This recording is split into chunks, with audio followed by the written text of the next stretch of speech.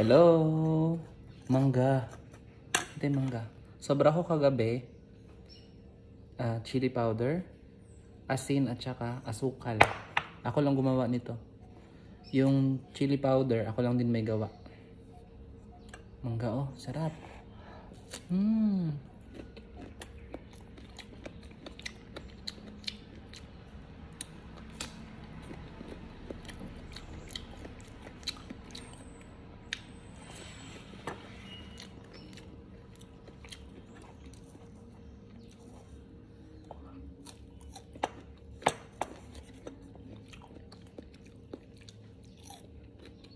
Walang asim. Courtesy of Ma'am Lorraine and Ethel. Ma'am Ethel. Sarap.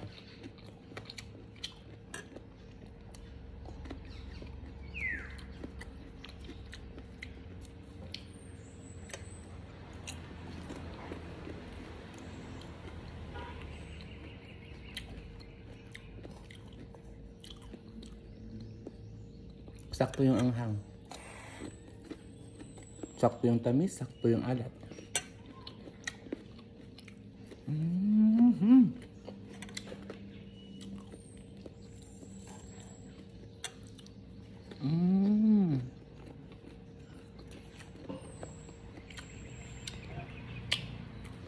Ang sarap.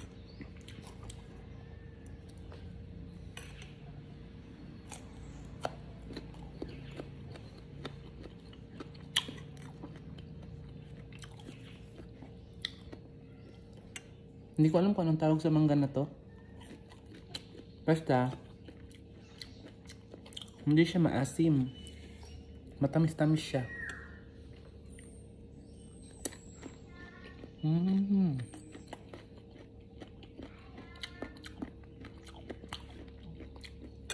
Ganun naman kay si mama. May bibili sa tindahan niya eh.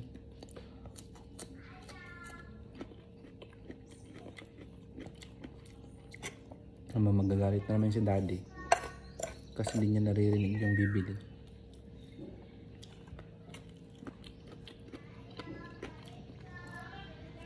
At hindi ko na tinatawag si mama kasi gusto ko na siyang makarinig.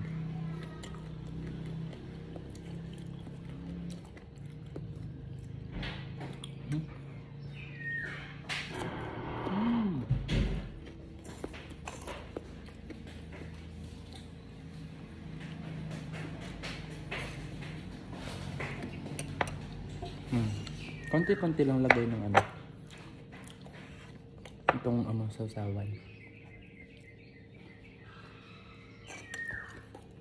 Ginawan ko din si Ma'am Lorraine, Mama. Ginawan ko din siya. So this one is salt, sugar, and yung chili powder. So meron kaming powderizer. Yung ano kasi namin, yung tawag nito? Yung asin na gamit nito sa bahay. Kung nakikita nyo to, di ba hindi siya durog? Kita nyo yung asin. Ang lalaki ng asin, no? Tingnan nyo yung asukal. Compare nyo dito. Ito powdered na siya, oh.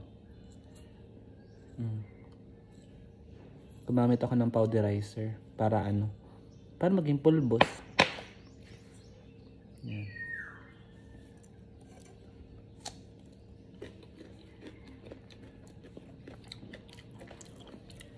Ito, ang ginawa ko dito, pinag-combine ko lang yung yung asukal, tsaka yung asin. Yung hindi ko na siya hindi ko na ginamitan nitong powderizer. Kaya ko diretso ko lang dito, tapos mekos ko lang yan. Alam nyo ba dahil dito nagkatrangkaso ako? Promise.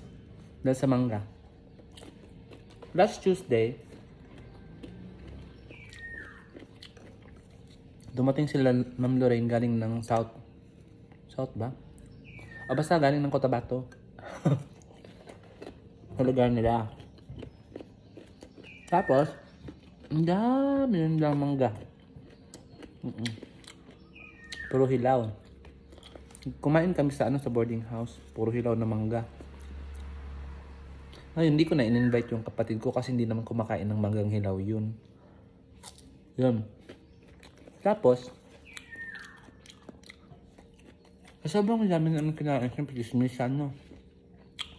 Chismis. Sa sobrang daming kinain na mangga, sumakit yung lalamunan ko. Siguro dahil bagong pitas yung ano. I don't know ha.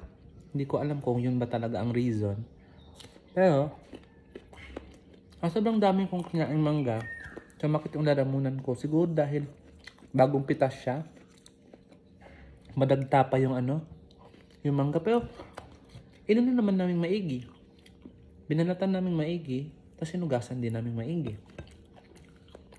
Hindi ko alam kung bakit ganon. Anyway, medyo nakaka-recover naman na ako. May konti pa akong ubo. Di ba dapat pag may ubo? Hindi ka daw kakain ng mangga kasi makatito sa lalamunan. Pero, walang kati kasi sa akin. Ay, pagkain-kain ba? Yan.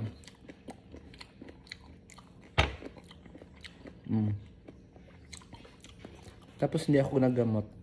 Uminom lang ako ng Biogesic nung isang araw kasi mainit yung pakiramdam ko. Yun lang, isang beses. Tapos wala na. Mamangga ma. Mangga.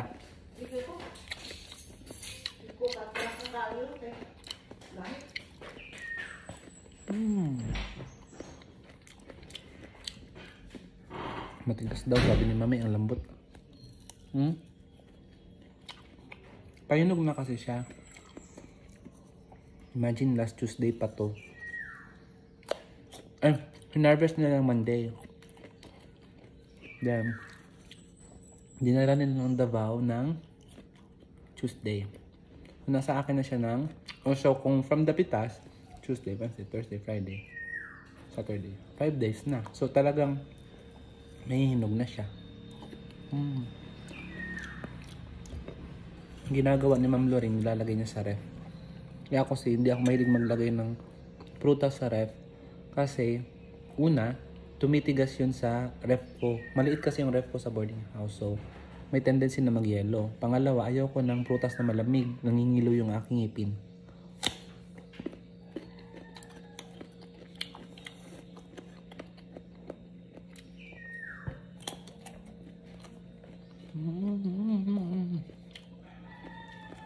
So, pag meron akong let's say for example, tira na, kunwari bayabas, lalaki ng bayabas namin, di ba? Ganyan. Pag hindi ko siya maubos, kung may kalahating tira, nilalagay ko sa ref. Ano? Pag gusto ko na siyang kainin, ang ginagawa ko, nilalabas ko siya sa ref ng 1 hour to ng 30 minutes to 1 hour before ko siya kainin. Kailangan hindi na siya malamig.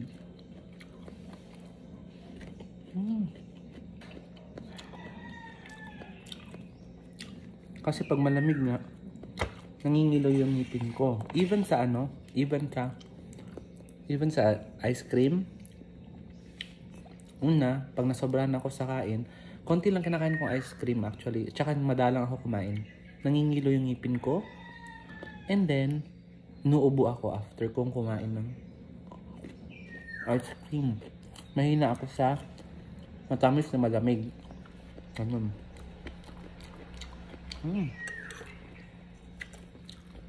Sarap.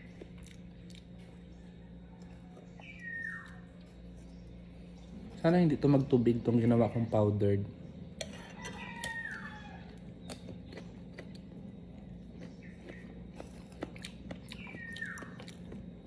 Kasi ito nagtubig siya, oh. Kagabi pa tayo. I don't know kasi siguro exposed or I don't know. I don't know the reason behind, pero sana wag ito magtubig. Para di tayo mapahiya kay Ma'am Lorraine. Choosy pa naman yun. Choosy yan, no? Maldita na choosy pa. Charis. Hindi man yun nanonood ng video ko. Hindi niya malalaman. Unless may magsabi.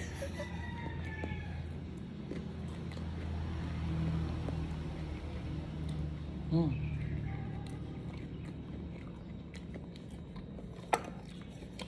Ayoko na itong iba. 4 yun eh. 4. Bali 7 yung inano ko ito. Yung binalatan ko, tapos 4 lang yung hiniwa-hiwa ko.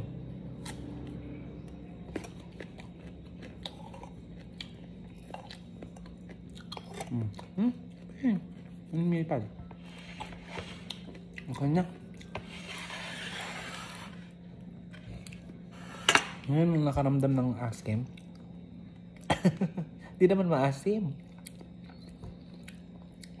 Bye.